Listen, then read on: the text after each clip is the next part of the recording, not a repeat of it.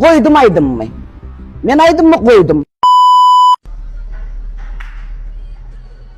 Ey dost şu kime men diyara? Kim kime mengde?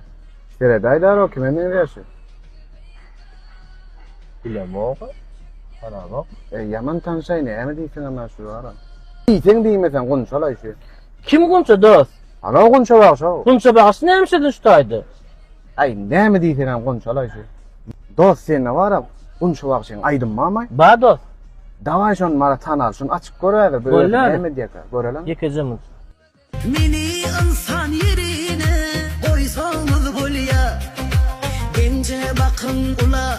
Ey dost aydı bana seyretmediler. Yönü men sonra aynı düşeyim.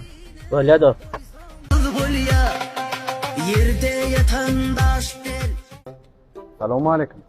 Akşlan burada soracaktım. Havva. Sonra. Siz konuşa baksın ya. Havva. Havva men konuşabaksın onun. Keyfine sorayım konuşabaksın men onun. Akşlan siz beyazda ne işleyen? Gözünde problemi var mı görün yok mu? İşleyen şehirde. Yağ çalışayan onun. Başka ne sorun var? Siz aydı baydan da mı ne? Havva. Koydum aydım mı? Ben aydım mı koydum? Sen bilen ne için koydum? Kovaydı bilen yok. Manisiz aydım aydiyan. Yaşından utan. İnmifin kottan çık. Yıktın da. Koydum ben aydımı. İndi ben maşin bilen işte. Sen soran var mı? Problema var mı? Ne çözmeli?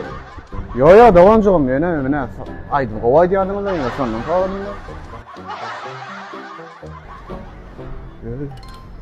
Ne yapalım lan? Kıyne o. Sana mı yarın çalışmalı mı?